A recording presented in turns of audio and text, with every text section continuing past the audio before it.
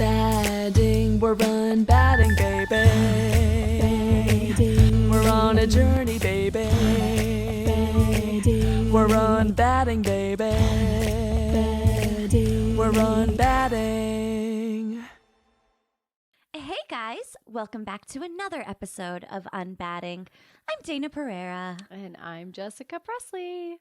Hey Jess, that's a cute sweater you got on there. You know, it was a gift. It was? Mm-hmm. Whoever got that for you has great taste. I know, she really does. I feel like super grateful and also like really on point for this week's episode. Oh my goodness. Go to the YouTube, guys. Actually, we'll probably just take a picture and Yeah, that's definitely going to be media. a picture. Guys, I found the most ridiculous Christmas sweaters. And I was like, whenever I'm adding to cart, I was like, 2 please. Dos, por favor. So cute. And I got a big surprise when I got here. I felt like it was Christmas.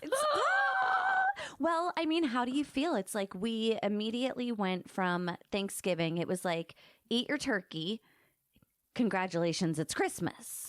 Yeah, you know, I used to be all about that Thanksgiving life. Uh-huh. And then I was like, didn't really care about it. Yeah. And then we had a great Thanksgiving together this year, which made it feel so like so good. nice again, but also just like a stepping stone to get to Christmas. Well, how do you feel about Thanksgiving and Christmas being so close together? Because it's like, boom, you're with your family. And then a month later, it's like, boom, you're having another big dinner where, you know, all of You're with the your things are family. happening. You're with your family. You know, for me, a lot of times our celebrations are pretty small. It's Yeah. usually like me and Dave and the girls and his mom. So like the whole family part of it doesn't really seem to come up for me. The thing that comes up for me is usually just like it's a lot of work. Uh-huh. Big meals. It's like a lot of thought, Uh-huh. a lot of preparation, and a lot of execution, and a lot of cleanup. Yeah. And oftentimes that falls on my plate and my shoulders. Mhm. So I'm like, look, kids, we're getting a ham and some Hawaiian rolls. Merry Christmas. Yeah. Hey, you know what? Actually, this year, not that I was surprised because my husband's usually pretty good about handling business, but usually he does the cooking and then I end up with all of the dishes. Yeah. This year, he did the cooking and then the next day I went to brunch and I came back and the dishes were done. So what you're saying is you have to schedule post-Thanksgiving brunch every year from here on out. Every damn year. Yeah. Yeah. And I was like, well, this is wonderful. I planned this perfectly. Yeah, I mean, not having the cleanup situation is great. And also not having to like do the cooking is great. And I know you guys like play off of each other and you both took part in the cooking. And Yeah. so that is super, super helpful. Dave actually did help me with stuffing this year. He did excellent stuffing, by the way. It was delicious. Yeah. It was very good. And so it is nice to be in partnership in the kitchen. And I know a lot of women that take on the full responsibility of the dinner. I know a lot of men that take on the full responsibility of the dinner. And I feel like for all holidays, it's so much work. It would just be nice if we like partnered up. Potluck that bitch. Potluck it, please. Thank you. So, you know who had a very eventful Thanksgiving Who? was Paris Hilton. Oh, Do you know why? do tell. So, she surprised her family With a baby? with a baby. No way, I got it right. Yes. Total guess. This is the second time that she did not tell her family that she was Wait, was it like welcoming a a baby. full-on alive baby? full on a live baby. Oh my gosh, it wasn't like, I'm pregnant. It was No. like, here's your grandchild. Yes. Holy oh my. shit. Okay, I have to tell you this. That's So fascinating. she has had 2 children now via surrogate, Oh, which that's helpful. makes it more Mhm. understandable. Mhm. Her son was born, I think he's like maybe 9 months or so now. Wait, she has a 9-month-old and a newborn? Yes. Godspeed. Yeah. Well, I mean, it's Paris Hilton. Yeah, so she got peeps. Yeah. She has help. She'll be fine. Yeah. So, she invited her mom over to her house, and there was a baby there, and she was like, "Oh, by the way, that's my baby. Sorry I didn't tell you before, but that's my baby." Oh my gosh. Told nobody until the baby was born. Wow. Oh. What a secret keeper. Like Nobody? nobody. I mean, I don't know who else she would have told, but she didn't tell her own mother that she was having a baby. I hope she has other people in her life that she has been able to share this with, because I couldn't imagine going through a pregnancy via surrogacy completely Without support. or without having like a safe space to talk about it, or Even gosh, the excitement of it, or the nerves over it, Totally. or your feelings of not carrying your own child. I imagine that would be a lot to process. totally. And so, yeah, I don't know if like maybe she had her sister there. I don't know. Word on TMZ is that nobody knew, and she just poof, surprise, this is my baby, and then did it again on Thanksgiving. Now she has a baby girl, and she just went poof, surprise, this is also my baby. Well, we don't know the dynamics of the family. And Yes. sometimes family needs to be kept in the dark on certain things until you get where you're going. And then we get to welcome in the family and they have no say. Well, I mean, it's also like she has to worry about paparazzi. And Absolutely. like that is a dynamic that you and I just never even considered Yet. That shit like that would happen. The only thing anybody ever has to worry about with me is if I'm bringing home another dog. That is accurate. Have we told our listeners that Rocket got a home? I think that's such good news to share. That is something to be grateful for. It happened on Thanksgiving. It happened on Thanksgiving. It was the best thing in the world that I could have even hoped for. Was my brother-in-law and my sister-in-law came over for Thanksgiving, fell in love with Rocket. So easy to do. So easy. He was like, "Can I take him for a walk?" We're like, "Yeah, here, go." And he went for a walk and came back and was like, "Just drop the paperwork." Oh, I love it. So great. And so immediately what one would do after having placed a foster pup in with its permanent home would be to replace it with 2 more pups. Yes, I think that's what Any sane person would do. any sane person on the planet would be like, "Oh, I got rid of one. Let's welcome 2 more." Which you will be doing very soon. Very soon. I wish I was more nervous about it, but at this point I'm kind of like, meh, whatever happens, happens. I was talking to Mom about it today and I was like, Dana's just unruffled. Like these things just don't ruffle her. She's like, another dog, another 2 dogs, some puppies, whatever. I'm like, well, I mean, what's the worst that happens? They pee and poop on something and they chew, I don't know, a shoe or the Yeah, it's not really a corner. big deal. No, it's not. Mm-mm. And I'm giving them love and a home until somebody that wants to give them love and a home forever comes along. Exactly. So San Diego listeners, keep an eye open on Dana's social media for these cute little nuggets that you can also have in your home. Well, I'm hoping, because the Christmas is a-coming, Mm-hmm.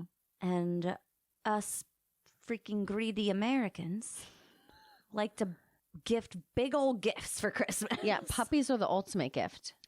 Like Which- better than any gift ever is a live animal for any child. Some children might argue a pony, but I think a puppy A is puppy's definitely a close on second. that list. Mm-hmm.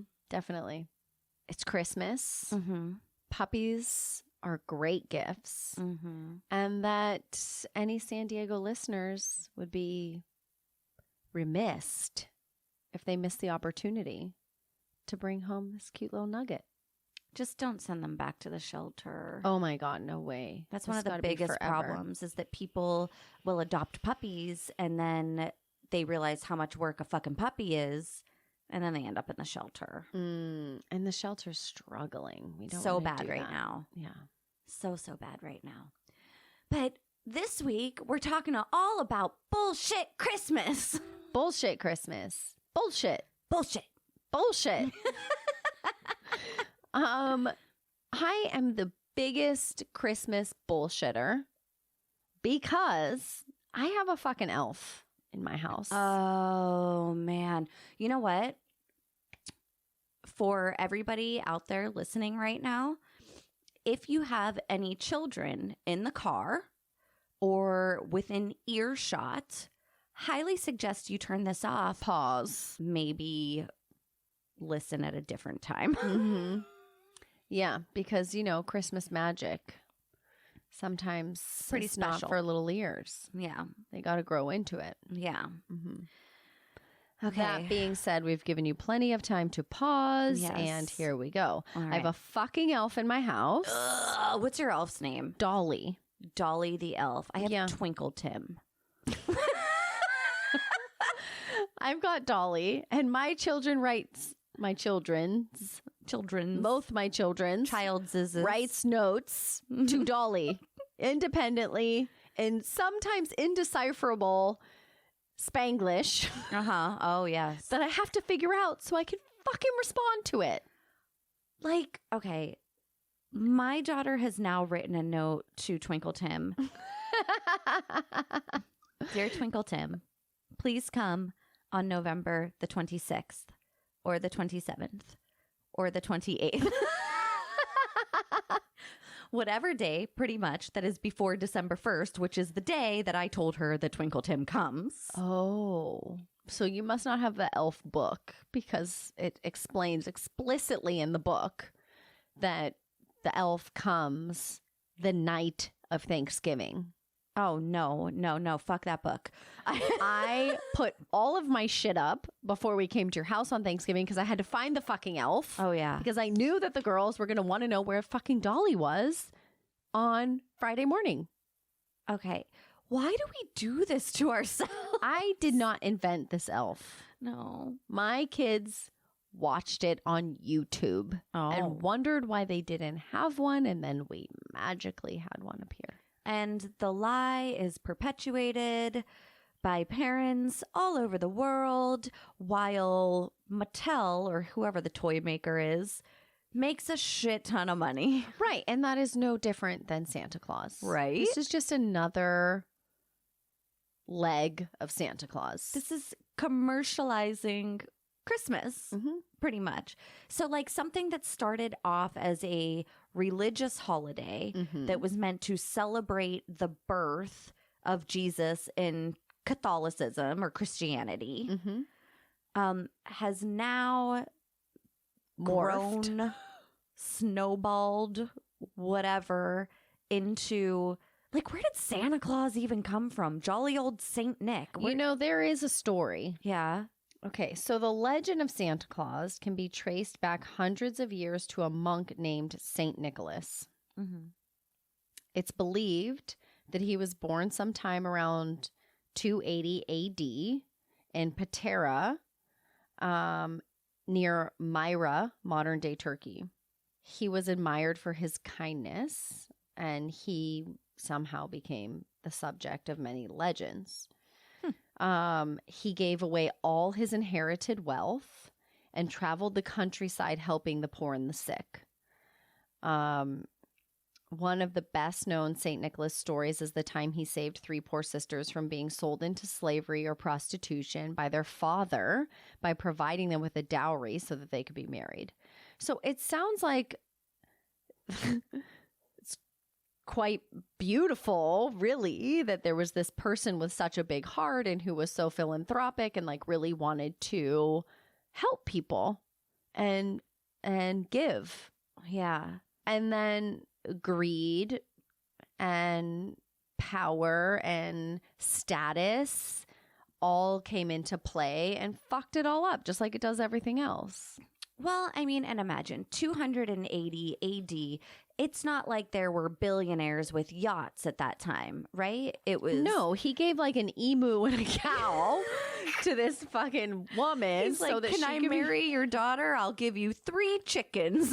Yes, exactly. And he was like, you don't have to be a prostitute. Here's 3 chickens. We call them sex workers nowadays. Yes.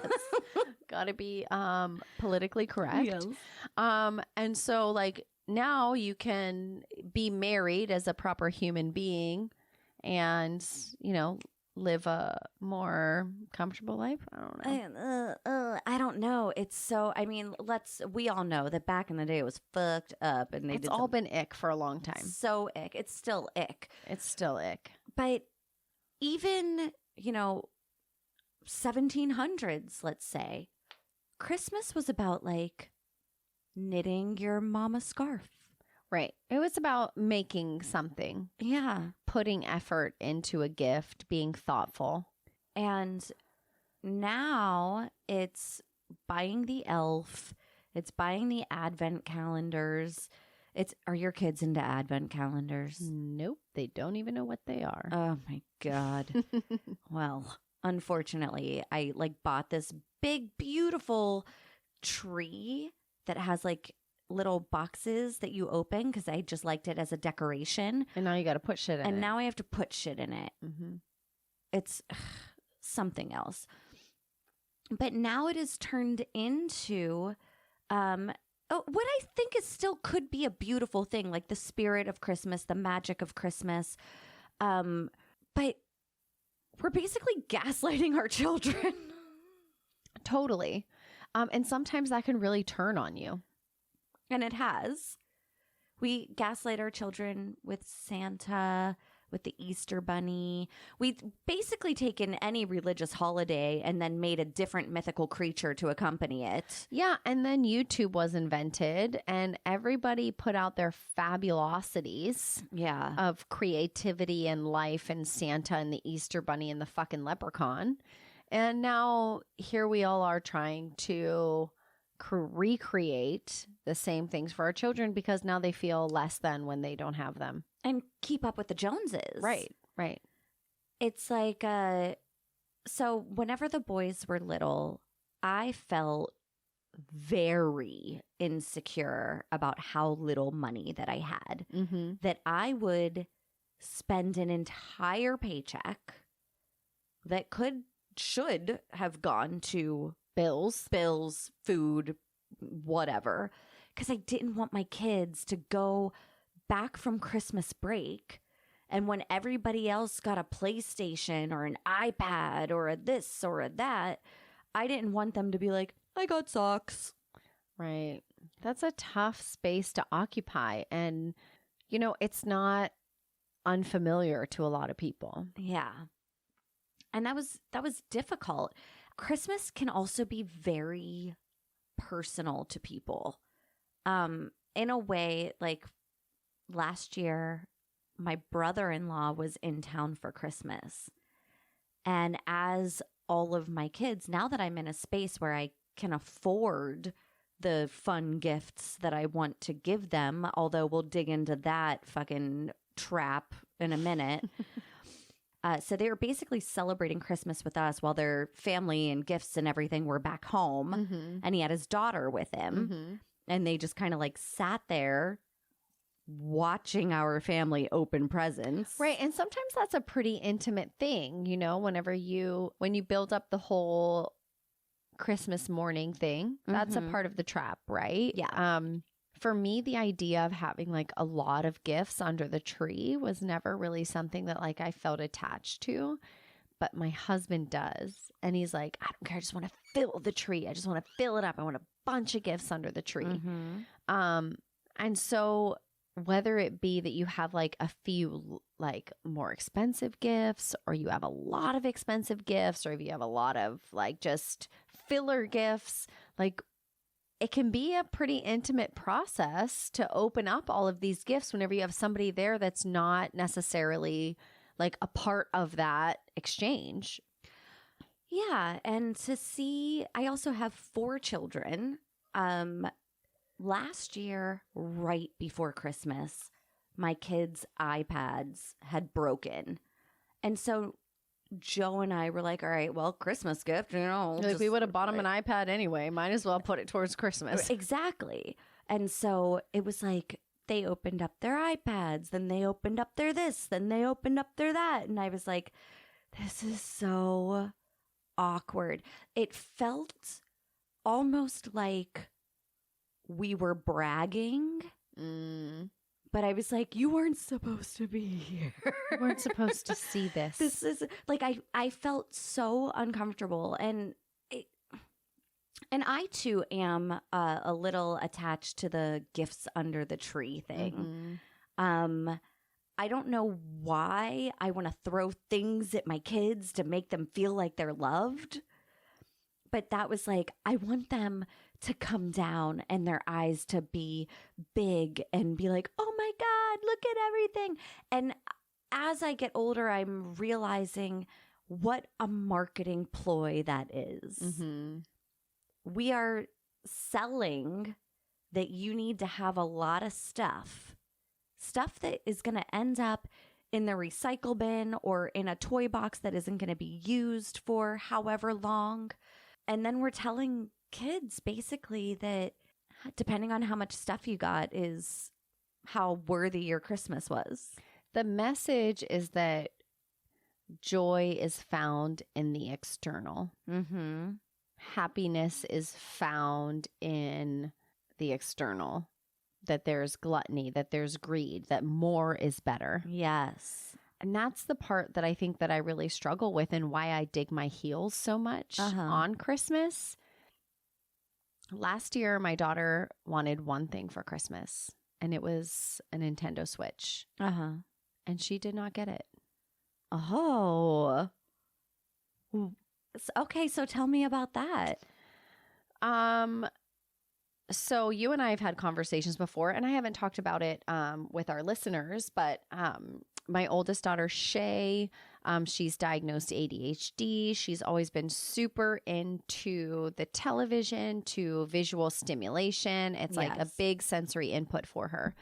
And that also has a tendency to lead to a lot of power struggle within our home. And it doesn't matter what it is. If it's an interactive screen, she is like intensely attached to it. It could be like a little watch.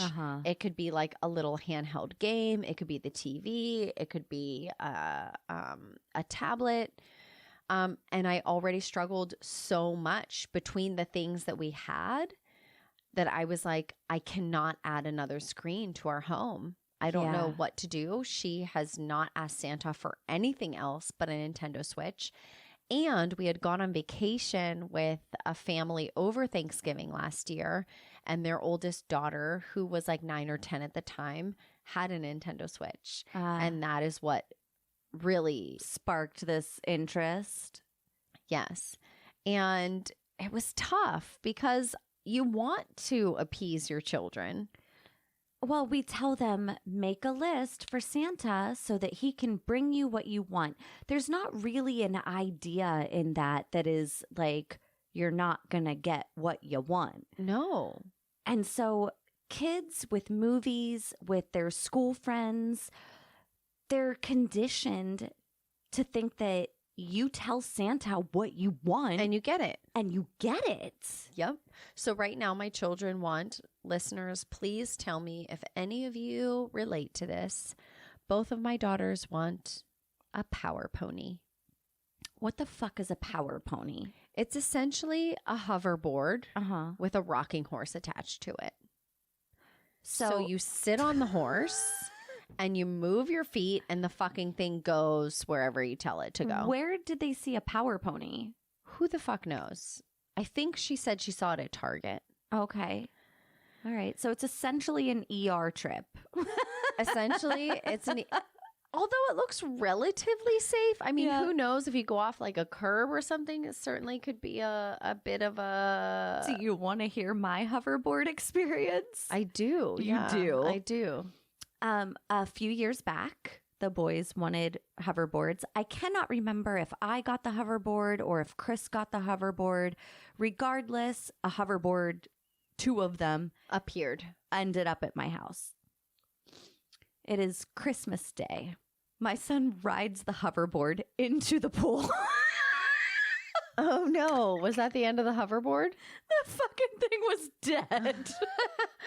Well, that's one way to do it.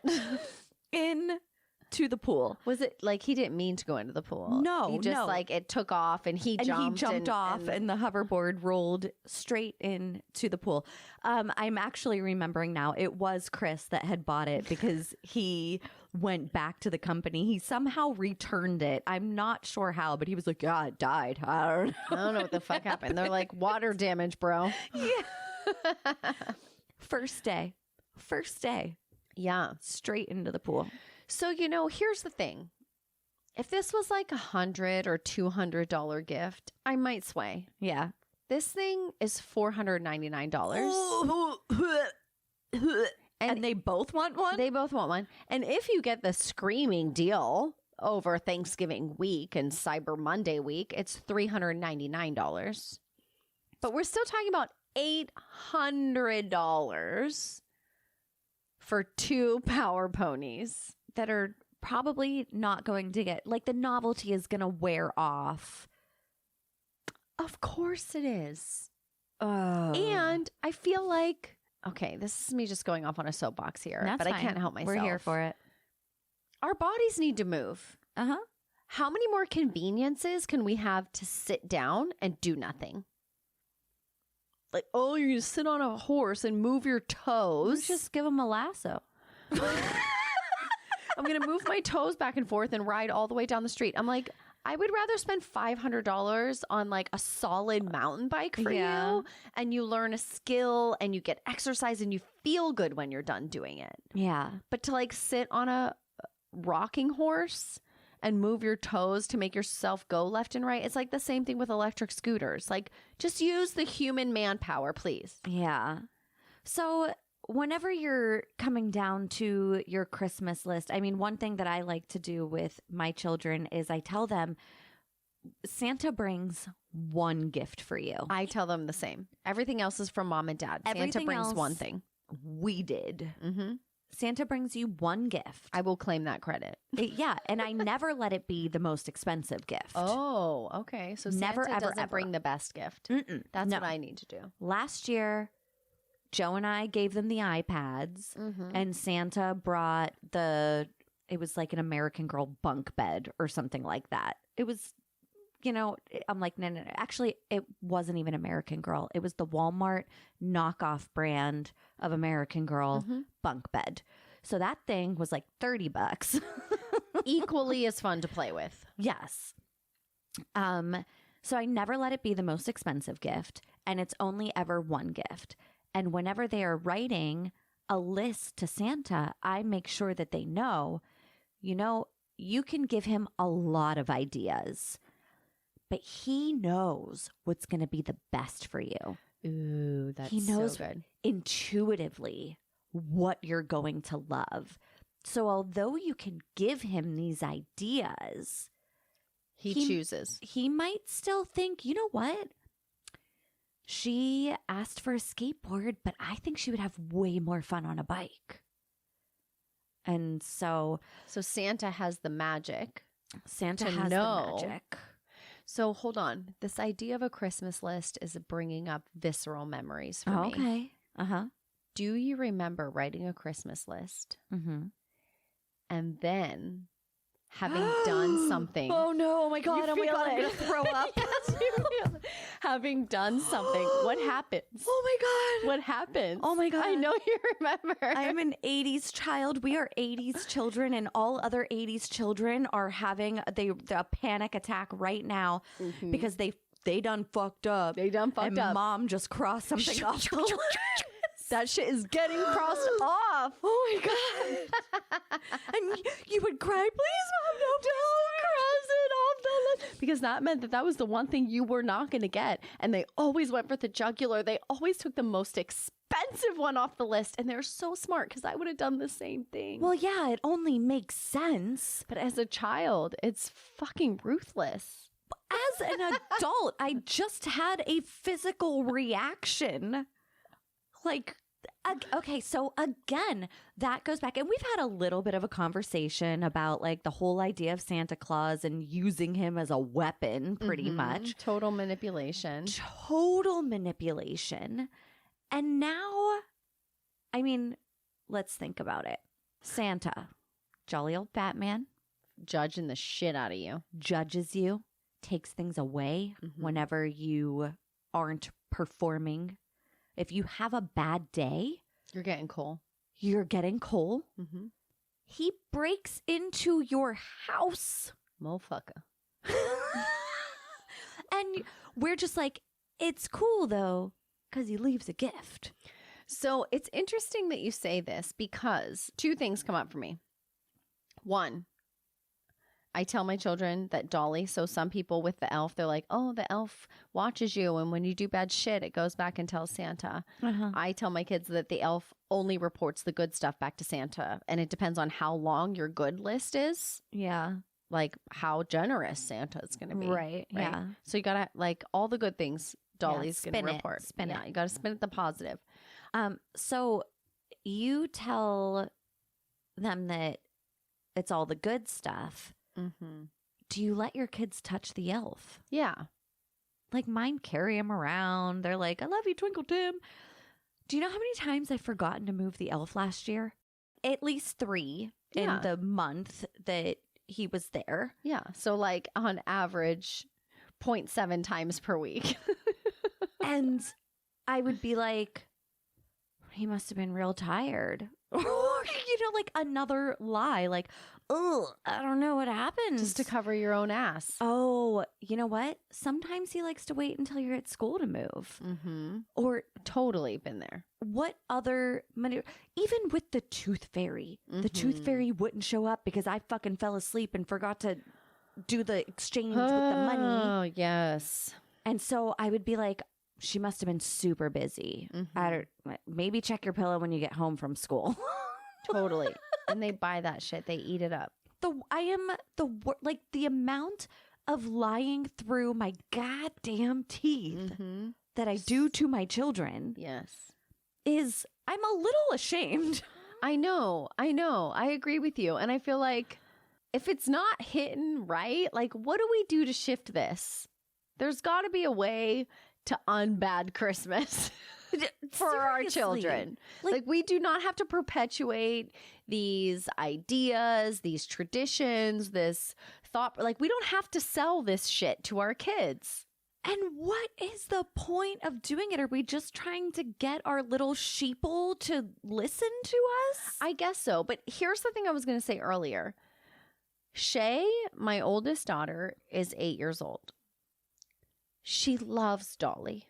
She loves Christmas. The thought of something moving around her house at night has been enough to keep her awake since the Friday after Thanksgiving. Oh boy.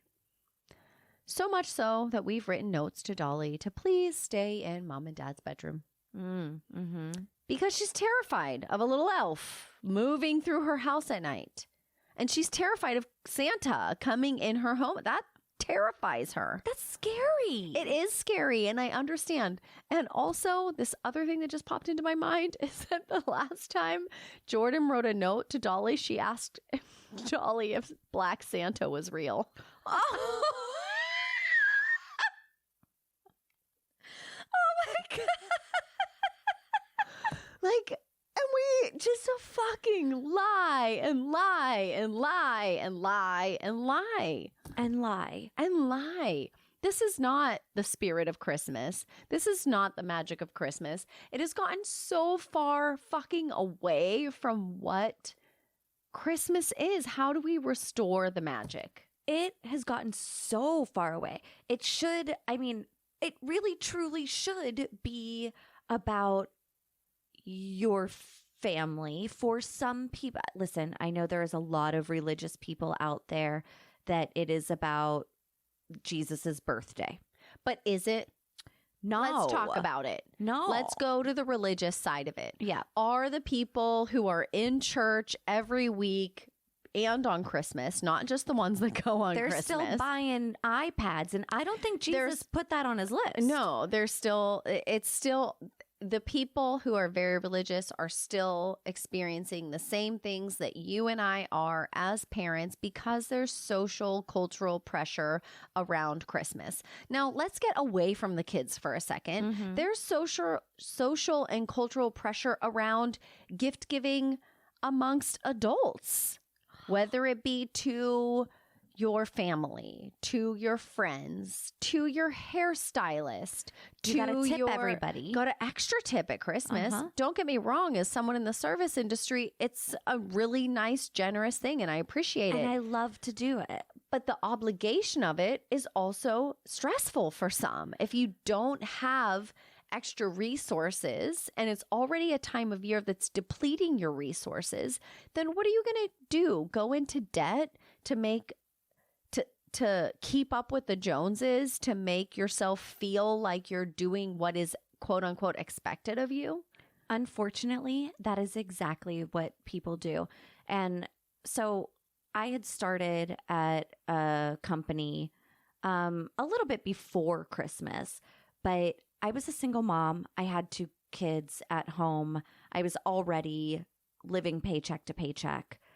I remember the Friday before Christmas going into work, or the last day, I don't know if it was a Friday, but the last day before Christmas, I woke up early, went to Target because I didn't get paid until that day. And you were waiting for that money so that you could give your kids a Christmas. It wasn't, so I would always shop Christmas Eve because that's like the closest to whenever I got paid. But that morning, I had to get my coworkers gifts because I knew that all of my coworkers were going to be giving me a gift, and I couldn't be the only person to that not give a didn't gift. show up with gifts. I went to fucking Target. I bought all of my coworkers like a scarf or something. But also, like, in adding that up, like, you're spending money. It was like 6 coworkers That's a lot. that I bought these scarves for. I could not fucking afford it. But there's pressure. And I panicked. I had a literal anxiety attack. Like, oh my God, when am I going to get this? At Target, ass crack of dawn, trying to make sure that I got that. Not only did I have to get the scarves, then I had to get the gift bags and the tissue paper to go into the gift bags because I can't be the only one that just threw a scarf in a bag and said, here, Merry Christmas. Yeah. There's so much pressure. You have to do the bows. You have to make it look pretty. You have to do all of these things. I agree with you. And I feel like as a single mom, that's incredibly hard. Fucking stressful. And as a young 20-something, that's incredibly hard. Yep. And as a married, established person with a family, that's incredibly hard. Mm-hmm. It doesn't get easier regardless of the stage of life that you're in. Yeah. There's always more pressure to give more, to supply more. And then we're adding on top of that, like, a big Christmas celebration, right? And you want to host people in a beautiful way. And I think that it's wonderful to be able to spend time together with people for Christmas, for holidays, family. But do you have to put yourself out in order to provide that for people? Well, when did doing things for people stop becoming a gift? Right. Like giving your time, giving your energy, giving your ear or whatever, giving a ride. Somebody needs a ride somewhere and be like, hey, I got you. Don't stress. Yeah. I can help you out with that. Yeah. Or somebody at work has a whole lot on their plate and you're like, hey, what can I help you out with? That's a gift. That's a gift. But somehow we've gotten away from that. Mhm. And the only gift is something of monetary value. Right. And I really wish that we could kind of get back to, now don't get me wrong, I love giving a monetary gift. I love seeing people open shit. I like their eyes. I like all of the feelings about it.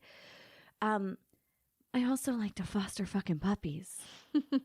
What a gift. Yeah. And I don't know if you guys know this or not. You probably do, because I'm sure I've mentioned it before. When you do something for somebody else, it makes you feel good.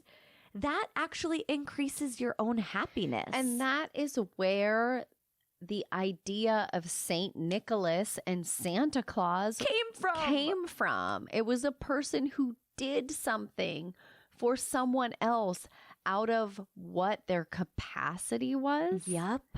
That made them feel good. That's right. And so if you're giving outside of your capacity and it's giving you stress in return, not the feels in return, then recalibrate.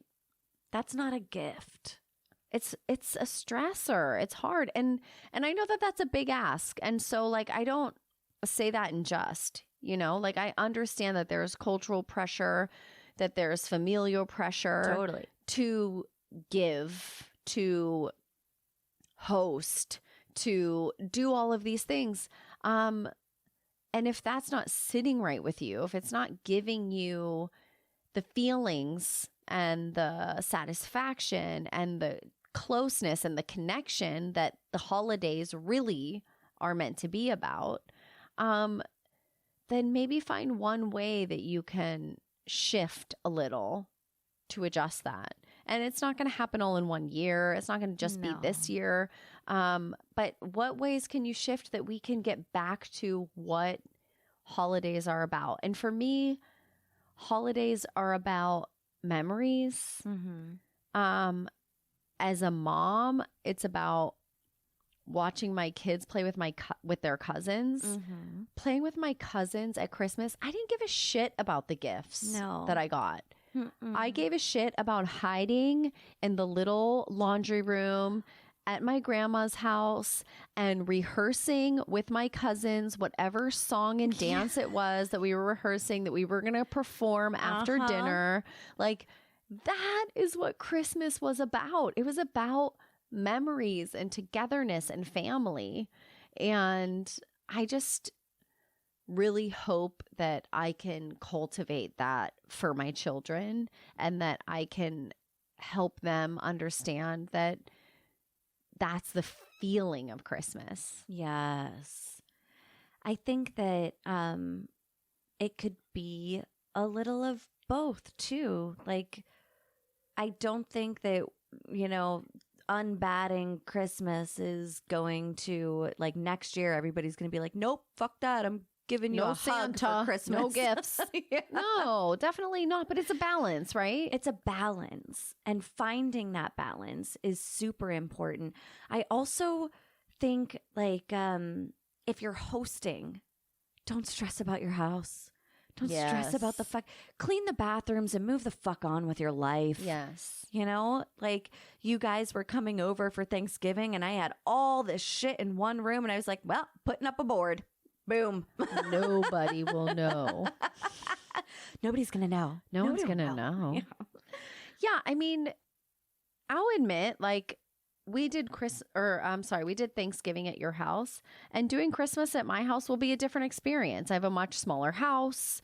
There's not going to be like all this room for everybody to spread out, but like that's also part of a different experience for your kids too. Listen, I am going to sit on your lap and sip my wine. Totally. We're going to cuddle in my one chair that we have in the whole house. We're just going to pile up on top of each other. Like a Christmas tree. We'll make a Christmas tree. And we're going to pass around the one glass that I own, and we're going to sip from the same glass. We're all going to get COVID together. It's going to be beautiful. Christmas COVID. Exactly. But, you know, I feel like it's so easy for all of us to compare what somebody else's Christmas looks like or how you want to present yourself for Christmas for the family. But you know what? It's going to be raw and real at the Presley house this year. But you know what? I think that we found out even on Thanksgiving that the experience of being with your people Yes. is so much more than anything else. Definitely. I just hope that all of you guys out there can take some pressure off of yourselves. Maybe, take a few ideas if you have children and do the whole list and use that. Don't scratch off the list, though. It will traumatize them for years. They'll be talking about you on a podcast in 30 years from now. Having a visceral reaction in real time. But, I hope that maybe another idea I can throw out there is hand making something or really putting a lot of thought into one gift rather than getting a whole bunch of gifts that probably won't even be used. Yeah.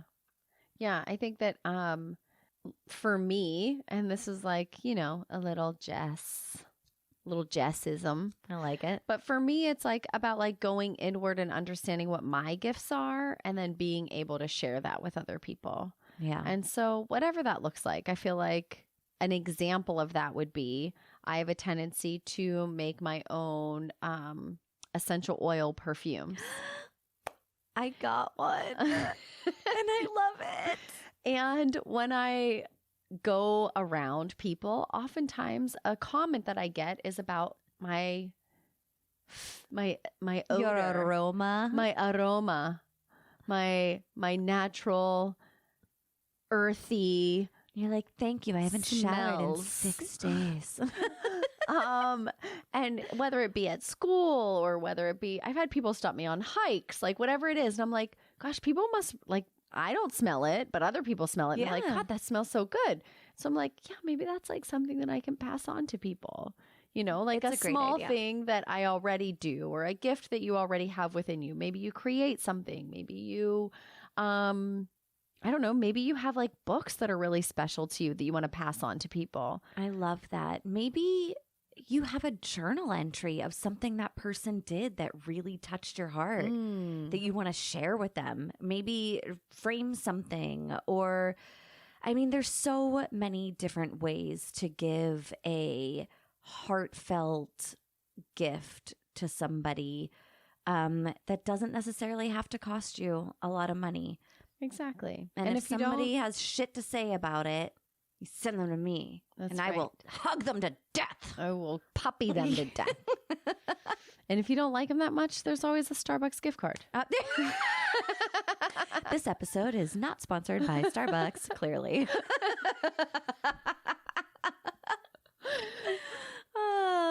Well, holidays are upon us, folks. So get your shit together. Try not to stress. Mm-hmm. Maybe do a little meditation. Mm-hmm. Maybe do a little journaling. Mm-hmm. Maybe do a little drinking. Maybe have a glass of wine or 8. Mm-hmm. And until next time. We're UnBadding, baby. Oh, she just gifted you with that song.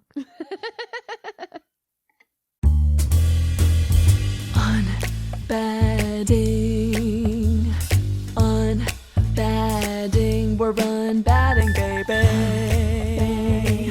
We're on a journey, baby. We're UnBadding, baby. We're UnBadding.